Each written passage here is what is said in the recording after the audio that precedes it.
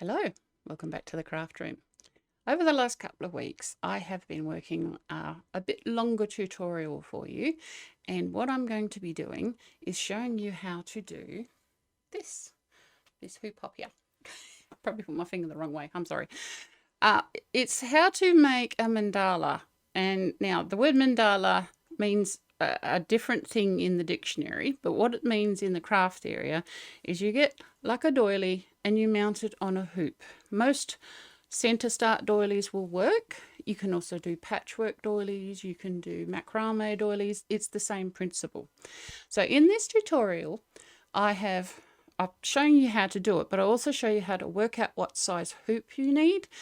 If you've only got access to a hoop that might be the wrong size, this technique will work for that as well, because what we're doing is we're suspending the doily or the piece of work in the middle of the hoop, and I'm going to show you how to do that.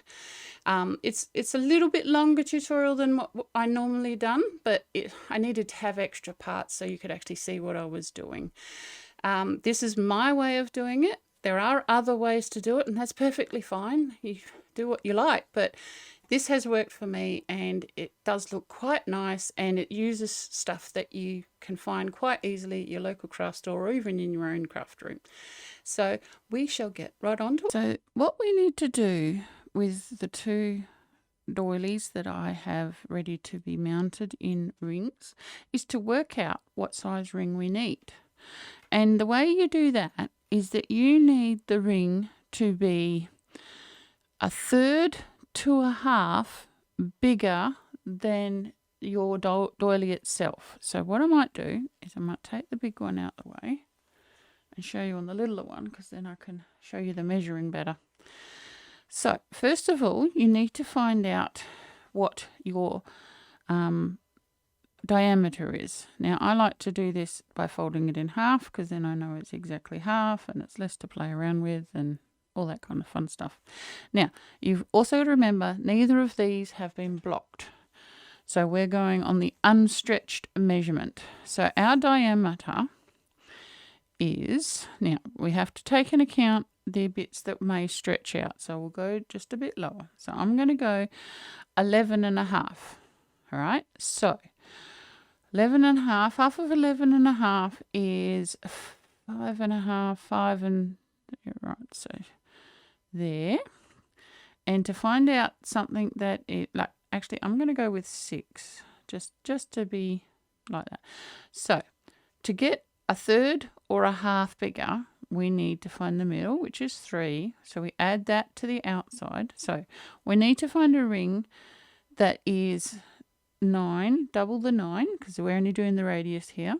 Double the 9 is 18. So we need something that is at least 18 inches across. Now, for the purple one, I have this ring here. And this ring was actually from a fishing place. It's a crab or crayfish pot. And they actually have 3 rings in them, and they're quite large. Now, I've got a feeling this is going to be too big. Let me just measure it from the join to the other side. Oh, it's 20 inches. All right, so I needed 18. This one is 20. I'm going to use this because it's fairly close to what I want. What may happen, though, is because it's just a little bit bigger. Let's just put the doily in it. Take that away. I'll show you on the edge. So my doily, like I said, this has not been blocked. My doily will stretch and it will come to within about an inch and a half of the sides when it's fully stretched. So I'm happy with that because I can suspend it in. I'll have a visible gap all the way around. If you want yours to fill it exactly, now with this doily it's never going to fill it exactly because of the way the design is with these flowers on the edge. So I'm always going to have a gap here, so I don't mind having a gap on those edges. But if you've got a perfectly round doily, you will need to get it fairly, well, pretty much exactly on the 3rd measurement, just to make it reach to the edge with no nothing showing on the edges. So let's just go with that out the way. Actually, I'm going to drop it on the ground. You probably hear it. There it goes. All right, but for the other one, because this one is so much bigger, once again, has not been blocked. This is my Arcano weave one. We will measure it. And I did measure it before because I've got the thing that I'm going to use, but I will show you how I did it. So we fold it in half so you can see it, and I'll go like that so we can at least see half of the diameter. Now, that is to there. So that is, I'm going to say 11.5, which that makes it 23 across. Now, I'm not going to be able to get a ring that is, actually, no, it has to be more than that, not 23. So 11.5, half of 11.5 is, or 5.5 is half of 11. So another 5.5 on there. So let's just move that across. So that's right on the edge. So another 5.5 on there is about to there. So then we bring this back. This is only eyeballing it. Just getting it close. Right, so it's about 17 inches, or, turn it over, 43, 44. So I'd go 43. So 43-inch ring. I can't get a 43-inch ring. But what I can do is go to Bunnings, which is our local hardware store, and I got the thinnest but firmest plastic tubing I could get. I have tried hula hoops. They have too much give. Once you put the strain of the doily in, they actually distort, and it's really annoying. So this stuff is, it's got numbers on it. If that means any numbers to anybody, I don't know what the gauge is. I just found one that was the right length. This is actually a little bit too long because if you know the diameter of your circle, so if you got your circle, and if you know what the diameter is, you can work out how much the circumference is. I think it's pi r squared. I think so, but there is online calculators, and I worked it out, and I needed 2.5 meters of tubing to make a ring of the size for that doily. And so I got the tubing, and I got myself a little connector. So what happens is the hose gets pushed in on this side and on that side, and we might even put 2 cable ties in these hollows just to keep it in place so it doesn't pull off. But with both of these rings, you need to wrap them. And what do you mean by wrapping? Well, what you need to do, because this is quite smooth, you will find it difficult to get your stay ties, which we haven't got to yet, but stay ties which hold your doily evenly in the center of your hoop as you're lacing the edges. You'll find them hard to stay where you want them to. They'll keep slipping around. And also, this black and blue isn't really going to go well with my multicolored doily. So I will be wrapping this. I may wrap it in the green so it matches the outer edge, or I may wrap it in a colour that'll match the wall it's going to so that the edge blends out and it just looks like the doily sitting there. I'm leaning towards the second idea to match the wall colour. Either way will work. Or you can make it a highlight and just wrap it in black just to get rid of this blue colouring. I don't suggest to paint them, because what will happen, because you have to lace it quite tightly, if your paint is fresh, it will it'll come off and it'll look horrible. Other thing is, with the wire one or the metal one, it's not sweating, but it gets moisture on it with fluctuation in temperatures, like in room temperatures. And if it starts sweating, it will actually get rust on it. And because that's not stainless steel, so it will rust. So what you need to do is you need to wrap it so that it is insulated from temperature changes and your hoop stays the same for as long as possible. Things you can wrap it with. I have teared up strips of material into kind of like this thickness or even a little bit thicker. And what that does is it actually leaves, if it's tearable material, it'll leave a little fuzz line, which actually looks nice if you wrap like this. I'll show you. So you get your thread or whatever, not your thread, your material, and you want to wrap so that it overlaps. I'm trying to do it. I used to do dream catchers, and this is what we did for dream catchers. So you go like that, and then you're covering up just the end part. It's a little bit easier to do with material than with a measuring tape, but you get the idea. So you work yourself all around, covering the end. Okay, I hope that's a good enough example of what I meant. If you also leave a tie like this and then wrap past that, if you get your first one tight enough, it'll hold. And then when you get to the other end, you can tie these two together and then neaten up the end, and you've got your hanging loop already using the material that you've tied around it. So I will come back once this hoop has been joined up and both of them have been wrapped, and I will have a little bit of sample so you can see what I wrapped them with. And I will show you how to do the stay ties to get it how you want it on the hoop. And also, I don't block, because when we put it on the hoop, I put it on wet so that the stay ties and the lacing actually blocks it for me. I don't add another job because it's going to do the job anyway. So I'll leave that for now, and I'll be back once those jobs have been done.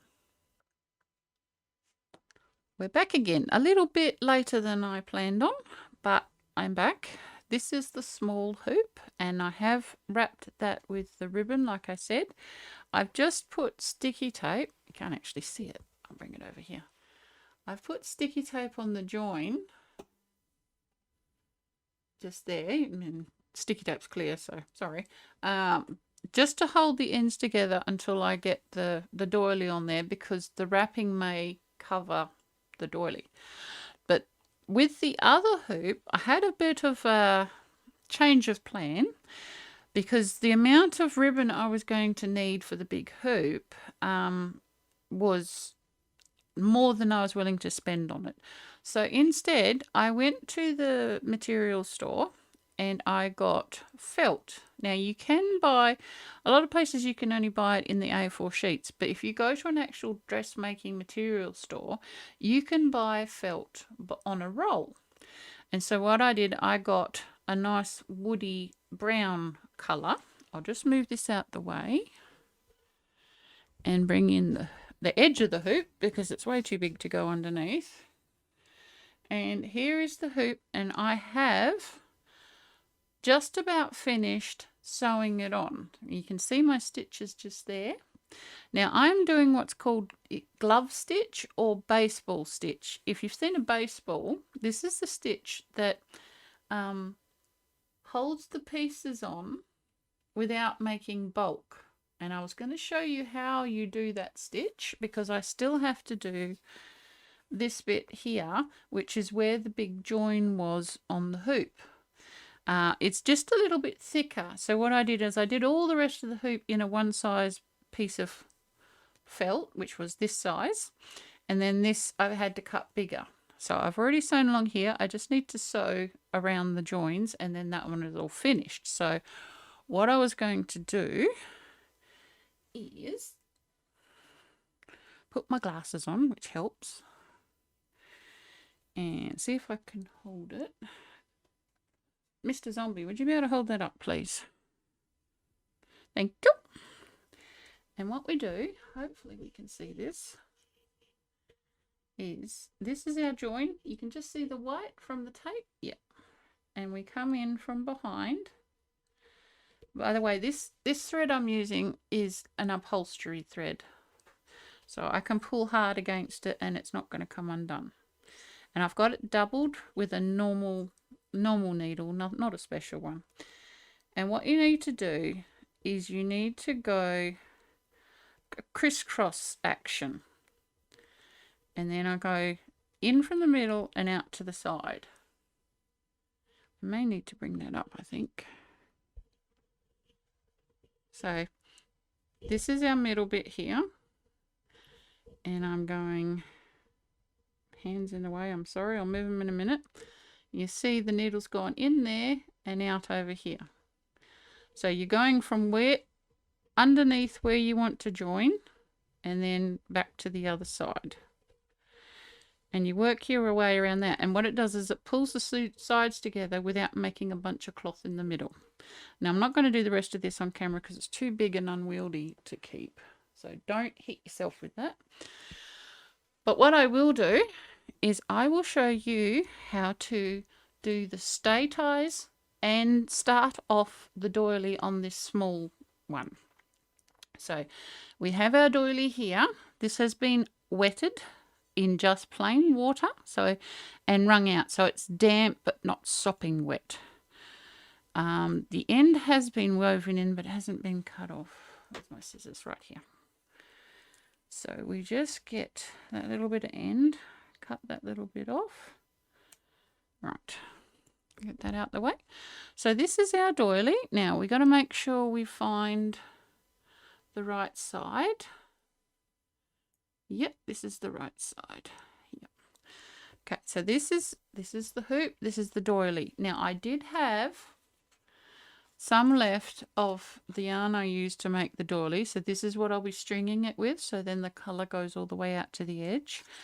But we need to make ourselves some stay ties. And what stay ties are, is they are positioned evenly around the hoop to get your doily or mandala close to the size you want it to be, and to hold it there so that when you string it, you're not having to pull from the center.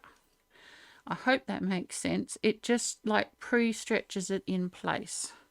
Now, if you remember from earlier, this hoop is a bit big to what we wanted, but we're going to suspend it within the hoop. So we need ties that will get from the edge of the hoop to these little bump out bits of flour. So they need to be, this is just random cotton, it's not special, but it's a different colour to this and the hoop, so we can see it to remove it later. We need more than enough to get to the edge of our thing. That would be oodles, so we'll cut that. Now we need one of these for each of the protruding bits. So if we fold that in half, there's 1, 2, 3, 4, 5, 6. 6 there, 2, 4, 6. So there's 12. We need 12 of them. So we'll just cut these.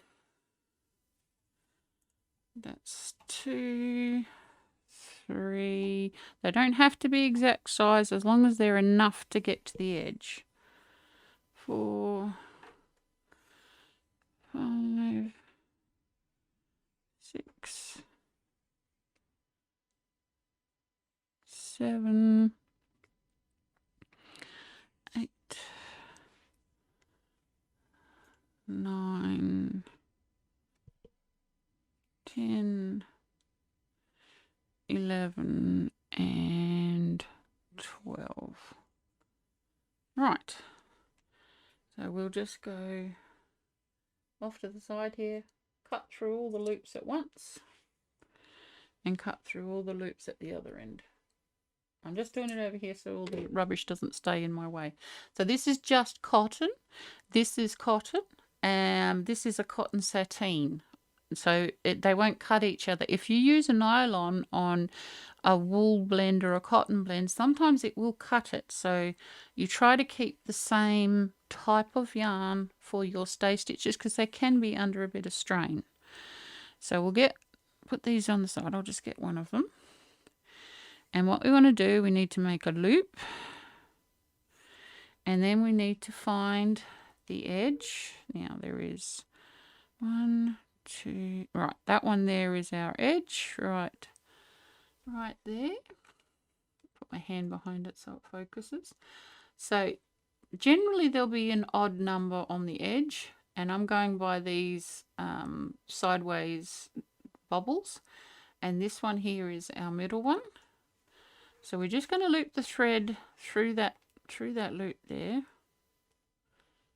like so, and then loop the rest of the stay thread through there, like that. So it's just like a tassel join edge there. And what we're going to do is I will do the opposite one to that. So that will be this one here. Get myself another stay thread. Fold it over. Find the little loop at the end. Once again, get it the right way up. 2, 4, 6. There's the one we want. So you've got to get it in the middle so that you're going to be spreading this evenly. And that's our loop. Fold it through and then pull that through. So what that means is there's no firm knot on your work with these stay. It's just a loop, so you can pull it out easily later on. Next step is we need to start tying. Now your first first knots won't be your final knots. It's just to get you started. So we try and make it fairly central. We're only guessing. We don't need to get tape measures out and measure things. We're just getting it started. So spread it a little bit. Keep looking at it. Right, so the first one, I'm going to tie this down the bottom. And this is down the bottom. I'll put it on the side so you can see. This is my join here. So if I put that on my join, I know that's a fixed point on my hoop. So we'll just tie it. We're going to guess how far we want it, and we're just going to tie it. This is not permanent once again, and we're just doing a standard knot, one that we recognize so we can undo it later. Right, so that will not be tight. That's just to get you started. Then we'll do the same at the other end, which is directly opposite over here, off camera. But I've got to make a choice which side I keep in camera. And that one, just pull it just so that that's a little bit, yeah, you can see it's just stretching, because this is not going to be your final position. This is just to hold it in place. Right, so we've got the horizontals done. Now we want to find the up and downs, verticals, that's the word. So I've got 2 between each one, so we've got the right ones. See how this one is a little bit looser than that. So what we can do is we can do that. Hopefully I haven't tied my knot too tight. No, I haven't. With a normal knot, you can actually only just undo half of it to make it tighter, because the first half is just a stay part. So we'll just go a little bit tighter on that, not too much. Yeah, that'll do. And just tie that off with a knot you can get undone. Right. Now, another stay. And we now want to do the up and downs. So I'll find this one. Problem with this is it's a bit big for the camera, but we get there. We'll get there. So we've got there, that one there. This is just a little chain 2 loop that is at the top of this design. Your design, you'll just have to find something that's recognizable in the spot you want. That one's attached, and we'll attach the other one so we can tie them both around the same time. Just hold the 2 ends together to find the loop at the other end. Pick up the right little bit. Mark it off to that one there, and then push that through there like that. and up. Right, so now we've got the horizontals. Now we're going to do the verticals. I'm going to try and pull that down. Actually, what I'll do is I'll turn it. You can see this bit. So get your up and downs going in the right direction. Yes, that one's fairly right. And now we want to pull it this way. So we're making it sort of a square. Now what you want to keep an eye on is how much distance you've got between the edge of your doily and the wire. Okay, you want them all about the same amount. This is a more fiddlier way to do it because our hoop is too big for our doily. But it's the hoop we've got, and you'll be surprised how much it stretches out. So we'll just pull this to what it looks about right and tie that off. No, not double. Don't want to do it double. Just one. There we go. Putting your finger on it does help. Right, so there's that one. I'm just going to do this one on this side. I know it's off camera, but I'm doing the same thing.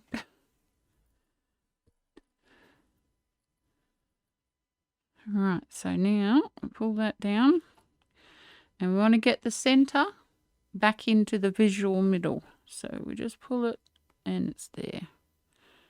About there. Yep. Try and keep your knot near the edge so that you can put your finger on it and pull it tight. And there we have it centralized, fairly close. It's not excessively tight yet. These are not meant to be tight. These are just stay stitches. They're not your final stitch. All right, now you got to keep doing opposites. So I will turn this way and I'll do this one and then I'll do the opposite, but I'll do the top one on the other side. So they're almost opposites. And you keep doing this around until they're all connected. All right, we're back again, and I have now got all the stay stitches on. And what I've also realized, I should have realized before when I was making the doily, is that the points are not evenly spaced. They're actually in pairs, because if you see, you've got one of these and then you've got something different between it. So this is a pair, this is a pair, this is not a pair. So the distance between here is less than the more than the distance between here. So we've got to keep that in mind when we string it up. But anyway, we can work with it. So all of these are tied, and what you can do is you have a good look at it and you try and space them, because all you need to do to space them is just pull your strings and shift it up or shift it down until it's about even between it and the next one, so that you're pulling all equally. This is still not excessively tight. This side probably needs to come down a bit more than it is. Actually, I won't change that now because we're going to start stringing. So we're just going to be aware of where things are. We're coming to the bit where we don't change stuff. So what I've got, I have this is a tapestry or a cross stitch needle. Because this thread is so thin, I can't use a wool needle, it's too thick. So I've got a cross stitch one which has a blunt end. We don't need a point, we're not splitting the yarn, we're going through stitches. And I've threaded up my yarn. Now this yarn is going to be really good because it has been mercerized, so it's not going to fuzz up going through stitches over and over and over again, which is great. Also, it ties good knots that you can undo because the mercerizing gets rid of the fluff. What I've done, I've taken my thread from the outside so that the edge of this is a different color to that, and the darker color should blend away better. That's the plan. So we've got a decent length of thread, a bit more than you'd normally use because we're not tying regular knots or anything. This is the join in the hoop. That gives me a good reference point. So I'm just going to get the end of the yarn, not the bit where the needle is. Actually, yeah, and I'll tie it next to the little bit of the ridge I can see of the join in the hoop. So we'll just tie ourselves a little knot. Now I'm going to do a surgeon's knot, and if you don't know what that is, if you know a granny's knot, at every stage just add an extra loop. What it is it tightens on itself, but because you know what kind of knot it is, you can undo it. And that gives me a fixed point to start from, which is not on a stay stitch. The stay stitches are away from it. Right, so I'm going to try and keep this in frame so you can see. We're going to try and keep our tail out of there, and we're not tying a knot here, we're just looping it through. We just got to pick somewhere that's fairly in line with that. What do we got?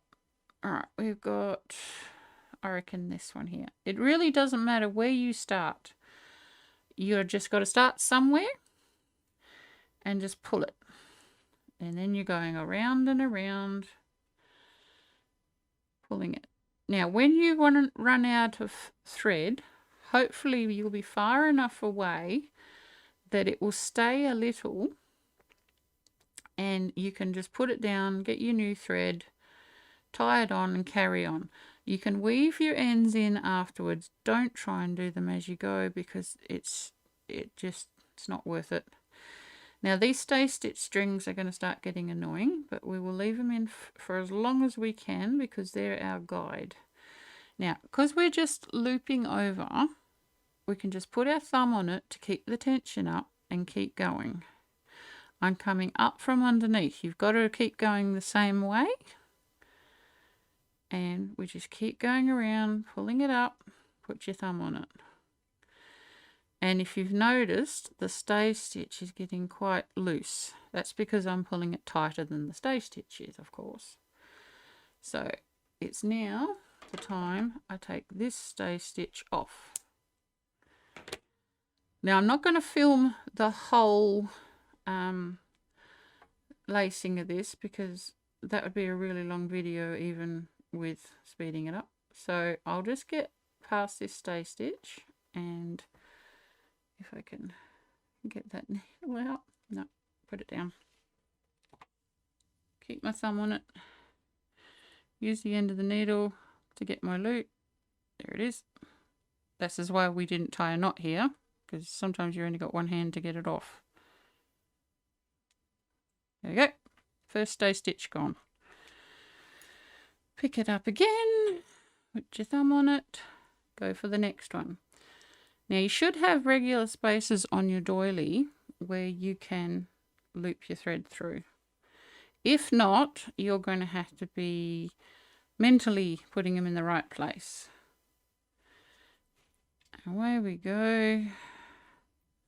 Couple more. All right.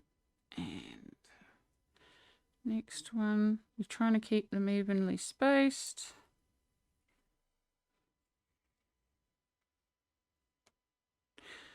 Now, as you can see, these are not excessively tight yet. That will come when we've got enough of it on to start adjusting the tension. Because we want to tighten it, but we don't want to over tighten it. And some of these may need to spread out more. And because we haven't tied any knots, we can transfer the excess thread and tighten things up. So that's what we'll do. Pull that there, pull that there. Only pulling the top loops of everything.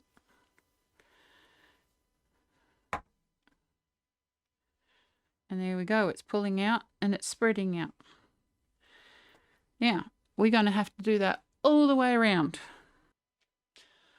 All right, so we have finished doing this lacing. Now, I don't know if you can tell, but my center is not in the center.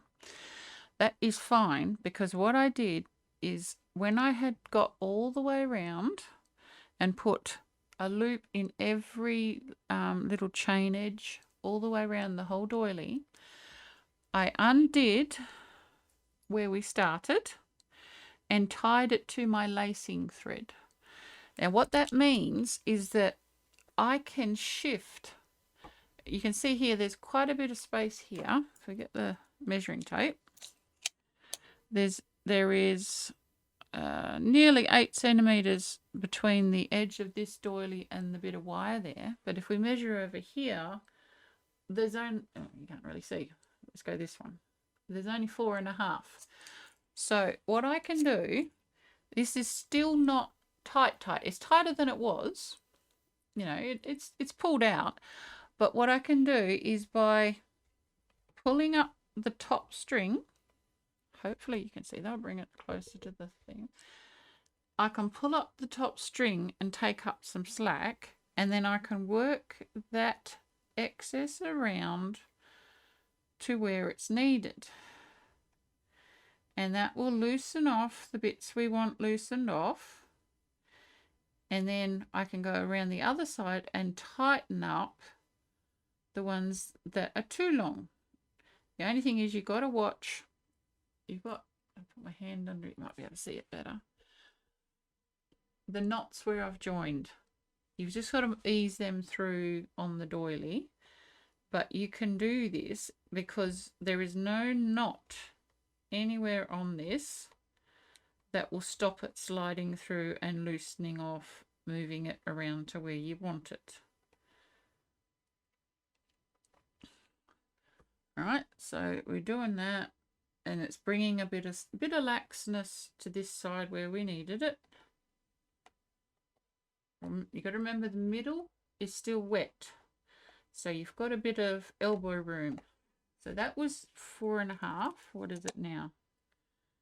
Yeah, we've added another 0.5 centimeter, but we need to lose on the other side. So this stage will take a little while, but it is doable, and you'll gradually move your doily more into the center. I definitely need to move it this way because there's far too much on here and not enough on here.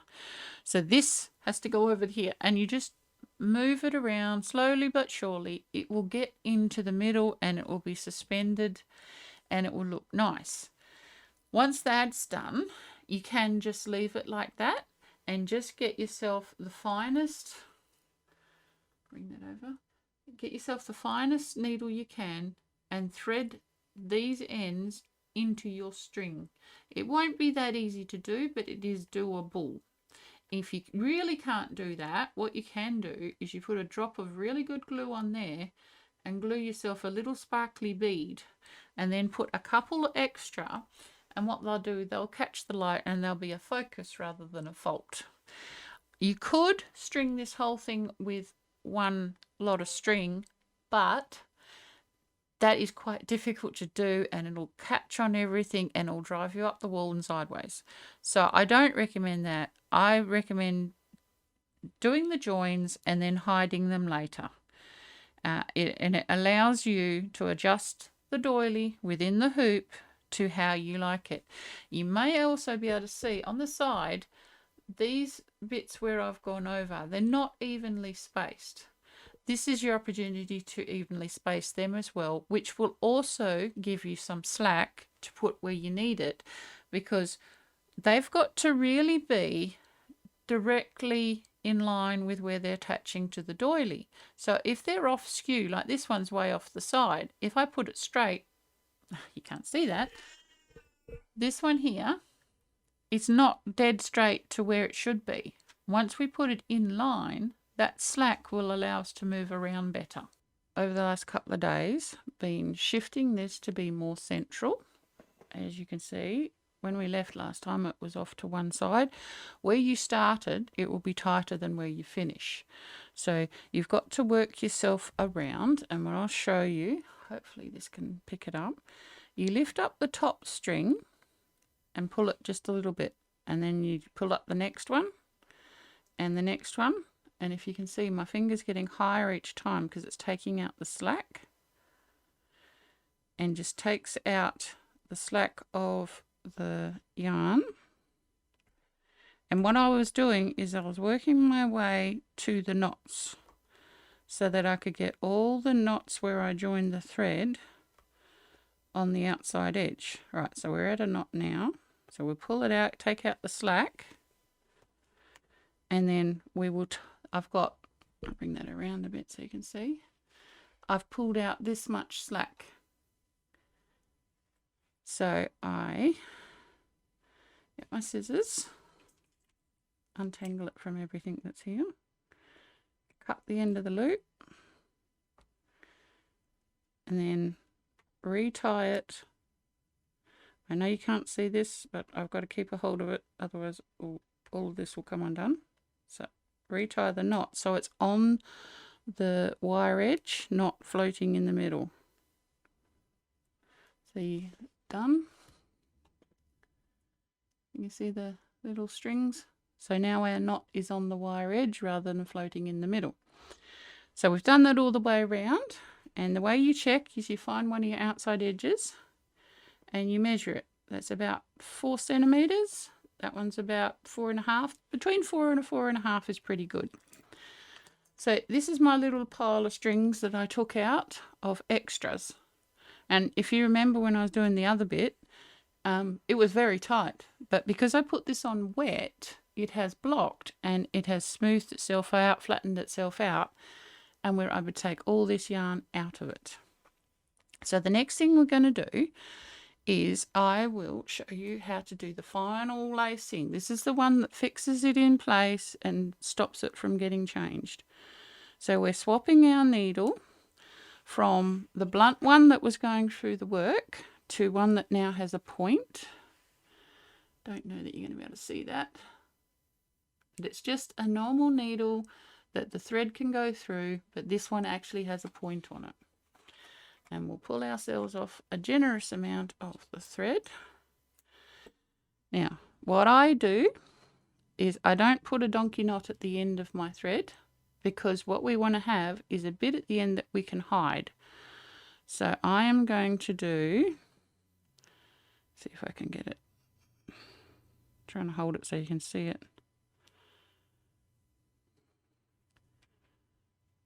And another one, so two of those, there we go. And I'm going to pull it towards me rather than towards the end. Right, so we've put a knot there, but we've got a generous tail after it that I'll be able to put on the needle and thread up and hide. But we won't do that to begin with. We will try and bring this up. Now, you want to start somewhere where there's not a lot of knots so that you're not playing with lots of stuff. Now, I'm going to come in from the back and go through the binding on the edge, and that will hold us in place.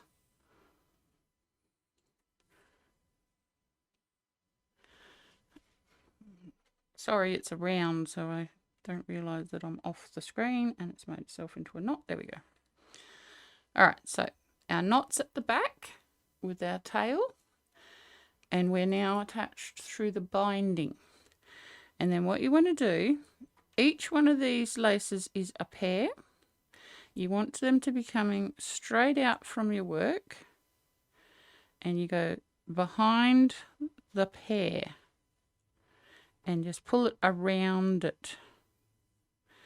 Now, what you also want to do is go underneath the top one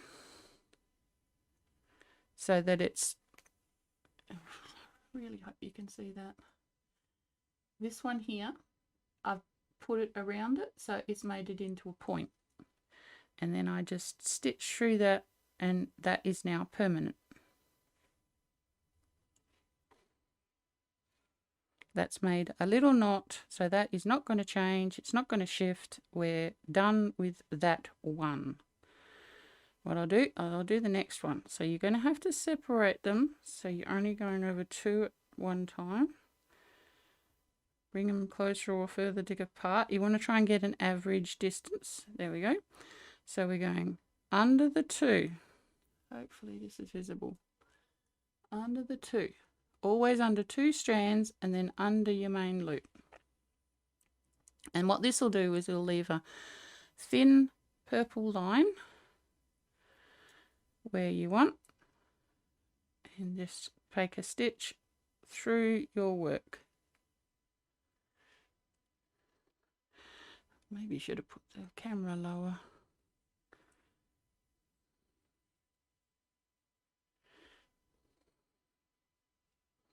Oh, we didn't catch that one. Oops, did that wrong. Just put it over the top so it pulls it down. You can do little fudgy mistakes.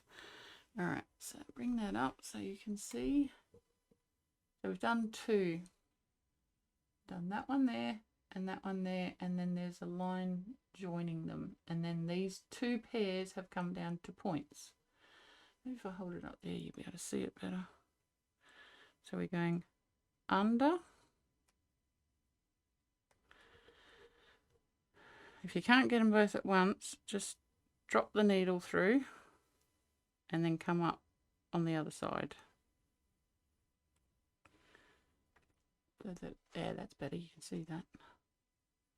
I'm keeping my finger in the way so it doesn't make a knot. So now that's like that. It's a form of blanket stitch. And now we just want to make our little stay stitch through the lot so that we're securing that as a knot. When I can pick the needle up.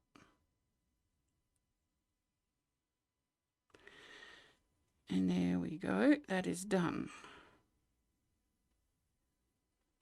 So we've now got 3 pairs joined together. So these will just sit on the edge and it will keep this in place. It's going through the binding as well as joining the 2 loops together. And you work your way around, and then when you get to a knot, you can either work your knot into the stitches, or you can thread up a needle and put your knots into the binding where you can't see them. That's why we're bringing all the knots to the outside edge so that we can hide them. And then when that's all done, your hoop is finished and you can hang it on the wall. And I will be back with it at the end to show you what it looks like. That's the end of the tutorial. I hope it was comprehensive enough for you to be able to understand what I was talking about. And now I will show you the finished mandala. Bring it a bit closer. This is the one that I mainly showed in the tutorial because the other one was too big. All I've done with this is I had some beaded fringing and I've just hot glued that, put it that way, hot glued that around the bottom.